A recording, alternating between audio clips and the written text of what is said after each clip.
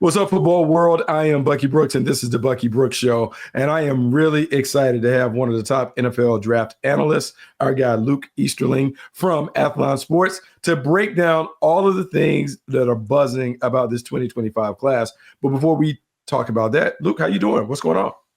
I'm doing great, man. Enjoying the home stretch here. Like I told you off the air, man, it feels like March takes forever, and then we get to April, and we're all like, "Oh boy, here it comes!" It's we don't have much time left, so I love it, man. You do this kind of work for a long time.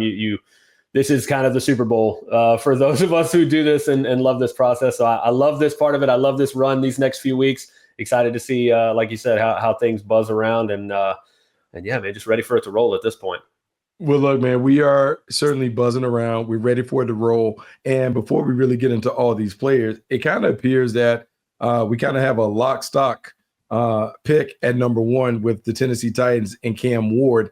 I want to ask you, what is it about Cam Ward that you believe has kind of made everyone kind of unanimously celebrate him as QB1 in this class? Yeah, I think it's a couple things. I think, when you look at the physical traits, the arm talent jumps off the page. He's got that juice to his arm that you're like, okay, he can make not just every throw, from the pocket in a traditional sense, but when things break down and he's outside the pocket, he's able to use his lower body as much as his arm to really get torque on throws and put him in tough spots on the run. There's a couple of touchdown passes he had where he kind of threaded a needle deep between some defenders after things have broken down, where, not a lot of guys can make those throws. And when you can do that on the run, when things break down, you're a good enough athlete, not just to pick up a few yards when you need them, but to extend things and keep your ability to make the plays down the field, not just with your arm, but with your brain. And I think he's had a tendency to do that. And, you've got to have that something special to you in your soul, I guess. You got to be able to get in the huddle with those guys with the game on the line. How many comebacks did they have last year where they felt like they were out of it? I mean, some of them, he put them in the hole a couple of times, right? He had some struggles early on in some of those games, but you could tell he was the type of guy where he got in the huddle and his guys believed that he was going to lead them back. And most of the time he did. They stayed undefeated a lot longer than they would have if they'd had anybody else at quarterback. And so I think when you've got that little extra something to yourself in the clutch moments, the ability to inspire belief in your teammates, that you're always going to have a shot. That's what makes the guys like Mahomes and Josh Allen, Lamar Jackson special, is you feel like those guys are on your team. You have them leading your huddle. You've always got a shot no matter how far you're down. And, when you try to pick out the negatives with him, I feel like you can draw a parallel to the low lights of Patrick Mahomes as a prospect, the low lights of Lamar Jackson and Josh Allen as a prospect, and say, hey, they needed development too. There were areas where, like, I can't believe you made that decision, or what were you thinking on this throw? But I feel like this trend of great quarterbacks that we have in the league now is telling us that when we look back to those evaluations when they were coming out in the draft, you're going to have to be okay with a little bit of rawness, a little bit of, arm arrogance is what I like to call it, with just learning what I can get away with and what I can't. You're going to have to test those waters. You're going to have to push that envelope if you want the greatness. If you want that high ceiling, that special, thing that you can get out of a real great quarterback, you're going to have to be okay, especially in the interim, especially in the early days, with some moments where you're like, oh man, that's just so cringe, man. Like, why did you make that throw? Why did you make that decision? I feel like that's got to come with the territory when you have a quarterback like that. But I think that the highs are too high. He has the special things, the intangible things that you just can't teach in terms of the arm ability, the instincts to kind of know when it's time to bail and not just to run, but to throw. He starts to check all those boxes to say, listen, he's going to throw a few picks a year that I'm going to be like, man, how did that happen? But it's going to be worth it for the upside, for the high points of what I'm going to get. And I think that combination is what has pulled him away from the pack, and I think made, in my opinion, the Titans comfortable enough to be like, hey, he can be the guy. What's funny is you brought up Patrick Mahomes, Lamar Jackson, and Josh Allen. And the common denominator between all of those guys, the teams that selected them were willing to bake on the tools more so than even the tape. They were willing to say that the tools are so special, their superpowers are so different, it's going to give them an opportunity to succeed. The comparison to Patrick Mahomes certainly is one that is fascinating just because of the off-platform throws, the dynamic arm that he shows. I mean, you're not supposed to be able to consistently, casually roll to your left, throw the ball back over the middle of the field, but not only throw it back, but deliver a dart in the strike zone away from the defender. He does that over and over and over again. The one area where I do worry is he can get a little loose. He can get a little casual when it comes to like some of the red zone stuff, some of the things where he's trying to fit the ball in. I feel like sometimes he makes the game harder because he's trying to make everything a trick shot. If you had one worry, what would be that worry with Cam Ward? I think the one worry would be is not surrounding him with not really. I'm not worried about as much about the supporting cast in terms of the players, but he needs a coaching staff that will work those things and polish those things in a way that is not harnessing and not holding back what makes him great, but trying to get him to understand the difference in those moments. And again, the gaps are going to shrink in the NFL. You know this, like that, open in the NFL is not open at Miami, even at the highest level of college. You're going to have to take some chances that you don't necessarily love, but I feel like you can only do that through trial and error. And so you're going to have to have a little bit of patience with him and a coaching staff that's not going to ask him to be someone else. You don't want to go out there and clip his wings and say, hey, don't be what makes you special. You're just going to have to allow him to play through some of that and get to, that's where the film and the self-scouting after the fact comes in so importantly, because you're going to have to go back to the tablet and say, hey, okay, I know you saw this here. I know you thought you could get away with this here. You can't do that at this level. So what else is there? What else could we do that raises the floor of this play without, taking as much risk? And again, I feel like you can only find those things out by playing football. And so as long as they're patient with him in the early going, as long as the coaching staff is encouraging him to continue to take chances, but start to shrink that gap between the high of the highs and the low of the lows and try to bring that floor up, I think that's what he needs to be the best version of himself at the next level. It's funny because you talk about him and you talk about high floor players. I see him as more of a high ceiling player. The quarterback that I view in this class as a high floor player is Shedeur Sanders. Yes. A lot of controversy, maybe the most polarizing prospect in the draft class based on what we hear and read from people that have an opinion on Shedeur. What do you see when you look at Shedeur Sanders on tape? I'm not going to lie. Like, as a football player, I don't understand why he's polarizing. I don't get it at all. Like, when I look at him play football, I think he reminds me so much of Geno Smith and the way Geno Smith has won over the last few years and the type of football that he has played, winning football that I think he has played. He doesn't have the strongest arm in the world. He's not the fastest. Doesn't have the Jalen Milroe aspect as a runner in terms of that type of thing. But again, you mentioned a high floor guy. What do you have to have a quarterback do well? He's got to make good decisions with the football. He's got to have a high awareness of what's happening around him. He's got to be okay with working through the garbage, right? He's got to be okay working with a muddy pocket, keeping his eyes up, not getting distracted, not getting shaken by a turnover or a sack. I mean, he got rocked like so many times behind that offensive line, especially the year before last.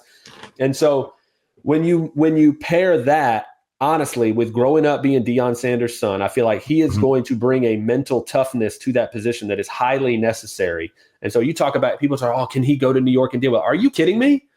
Do you know who you're talking? Like, you're talking about primetime son. Like, he grew up in that spotlight at all times and with all those things. If anybody, I want that guy in New York. If I'm the Giants, I want that guy because he knows how to deal with all that. Like, he already has been through those pressure situations. Every time he walks out on the field, he has got to prove it to all of the doubters that he's worth. People have a problem with, the way he is, his personality and being very gregarious and being like too flashy. Like, what does that even mean? Like, he's having fun playing a game, first of all. And second of all, I think his ability to go out there and know who he is and be himself, deal with the on-field traffic of bad protection and, all of those different things. And then also deal with off the field, all the doubts and all the hate and all the things you get just by being who he is.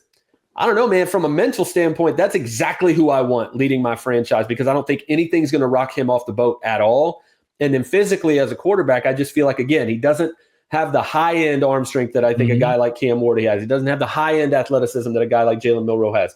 but I think he's above average to good at just about everything you need a quarterback to be. If anything, I saw somebody the other day, I forget who it was, say something about him, taking too many checkdowns. I disagree completely. Like, I think he needs to learn, if anything, how to take his layups, how to not always be looking 15 plus down the field and waiting for that to come about. Let your guys do the work for you. Get the ball out a little bit quicker, dump it off, let them pick up those kind of extension of the run games, those 5, 6, 8-yard completions. Give yourself some more 2nd and 3s. Give yourself some more 2nd and 1s instead of always feeling like you have to be Superman.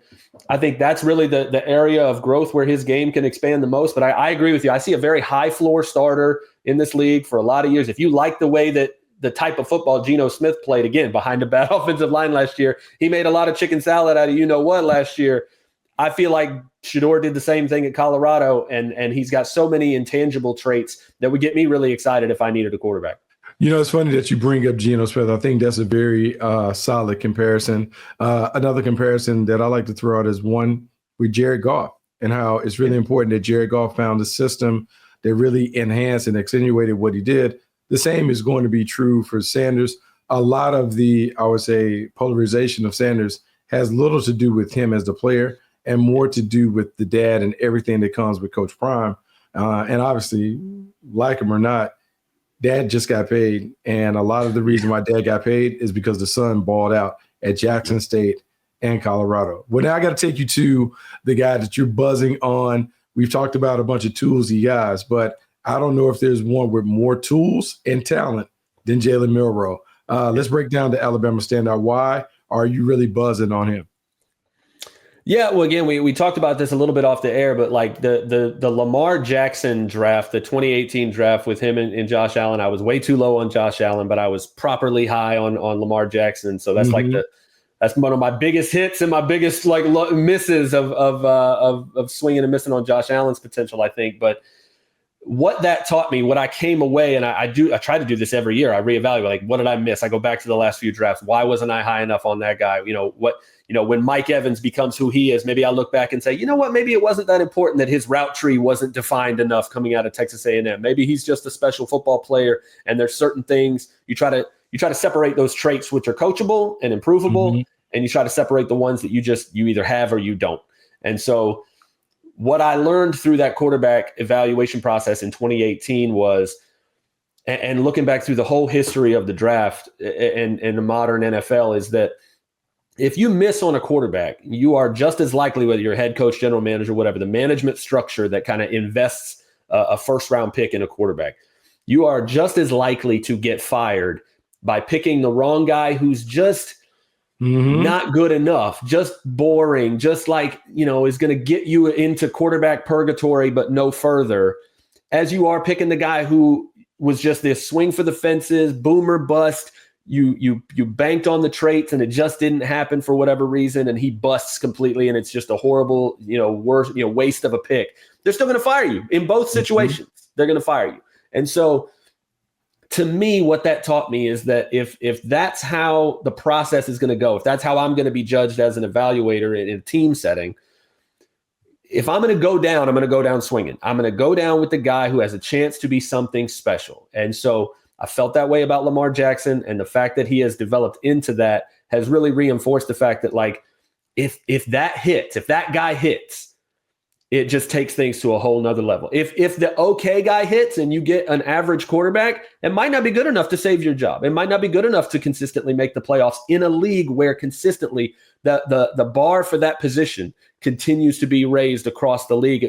For a while it was the AFC dominating things. Now you're starting to slowly see that young talent in the NFC raise the bar over there a little bit.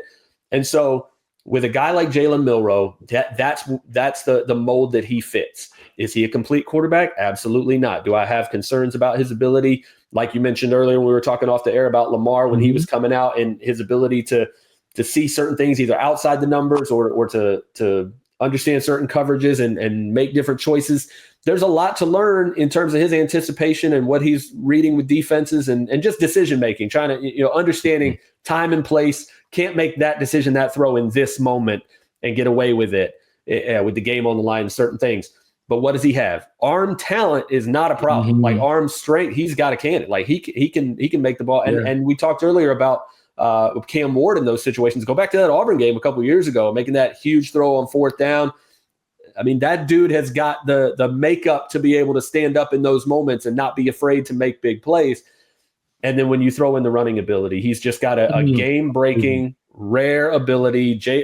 On the same level as Lamar Jackson, Jaden Daniels, that type of ability as a defense or as a quarterback. And if you're an opposing defense, there are a few things that are more demoralizing than getting your team into a 3rd and long, getting your team into a 3rd and 9 or a 3rd and goal from the 9 and thinking, and doing everything right. You got the right coverage in, you got everything right. And he's back there and he doesn't see what he wants. And you're like, yeah, we got him. We're getting off the field.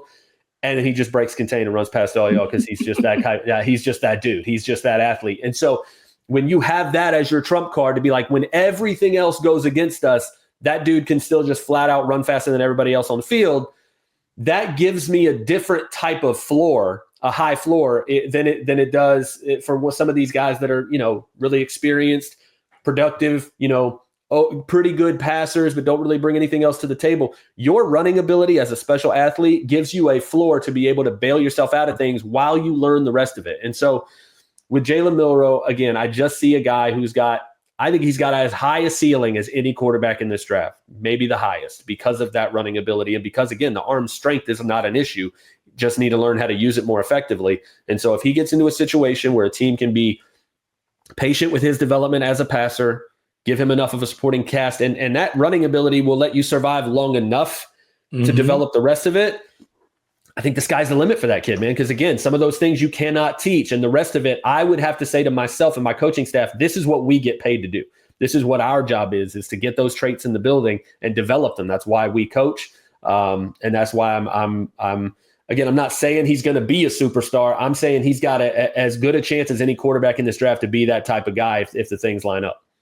It's funny. A lot of times when you are working for a team and you're thinking about how can we build a championship team, you look to your division rivals, you look and see, well, what are other teams putting out there that we have to defeat? Yep. When I think about quarterbacks, whenever I'm looking at evaluations, I kind of always compare them to the murderer's row that's in the AFC. So let's think about who you have to knock off to win in the AFC in a shootout. You got Pat Mahomes, you got Josh Allen, Lamar Jackson, Joe Burrow, Justin Herbert, CJ Stroud, and we'll throw in Bo Nix. If you're a quarterback, because all of these quarterbacks right here I'm looking at, they all have multiple superpowers. And so if I'm going to take a chance on a quarterback, 1st round, 2nd round, the one thing that he has to have something on the tool belt that makes him a superhero. Jalen Milroe, athleticism and arm talent certainly gives him a chance to get into that conversation with those other guys just because of the tools. It may not work out, but there's no disputing a quarterback that's 220 pounds that runs 4.39. Right. Someone who on tape, when we watched him against Georgia, lit them up as a passer. So I'm with you. If I'm rolling the dice on any of the quarterbacks, look, man, I might as well roll it on Milroe. And here's what I'll say about Milroe that's different than Anthony Richardson. I never saw Anthony Richardson in multiple games, dominate the game. Outside of that one flash that we saw maybe versus Utah, Jalen Milroe in SEC competition had multiple games where he was like the best guy on the field. I'm willing to bank on him blossoming, and the blueprint that helped Jalen Hurts become a $50 million quarterback. I would say that Jalen Milroe is more talented than Jalen Hurts, and we've seen Jalen Hurts have success as a pro. And I would also say that I think the NFL is finally, after years and decades, allowing these players to be themselves and become those versions of those quarterbacks, right? Because for so long, I remember watching Michael Bishop at Kansas State, and I remember watching Seneca Wallace at Iowa State, and I remember watching so many of these quarterbacks that were just born a decade or two too early for the NFL to be willing and creative enough to say, maybe we should, tailor our offense at least a little bit to what this player does well, instead of just demanding that they come in and walk and talk and do the things that's just how we do it around here. Like the league is finally starting to figure out, like, hey, these are special football players. And honestly, I think it goes back to, like, you remember playing youth football where it's like the team had one player who was the best athlete on the field. So you put him at quarterback so he can touch the ball every play. And so he can just run and score. Like, it's a bit more complicated than that at the NFL level. But I think at every level now you're realizing, like, I need to make sure that the most special athletes and the most special football players on the field touch the ball as often as possible. And the easiest way to do that is to allow them to play quarterback. And I think, honestly, Lamar Jackson and Lamar Jackson's mom deserves credit for continuing to move that bar and be like, no, we're not going to work out as a receiver. We're not going to do X, Y, Z. My son is a quarterback. This is what we're going to do. And him winning 2 MVPs at his age, him being a superstar and saying this is what can happen if you trust that process, if you are willing, maybe even humble enough to be like, hey, let's let them lead the way a little bit. Let's let this quarterback do what he says he can do. I think the league is finally allowing themselves to get out of their own way and allow these special players to be those players at the most important position. And I think the league and the game is better for it. The players obviously themselves are better for it. And obviously we as fans, we just get to sit back and enjoy the product on the field, which I think is much better for having these absolute superstars at that position. I think it's made the game so much better. Okay, I got a couple more for you because you're talking about superstars, so it just naturally took me down the Travis Hunter hole. One, do you believe he is going – why do you think he has the potential to be a superstar? 2, what position does Travis Hunter play day one if he plays on your team?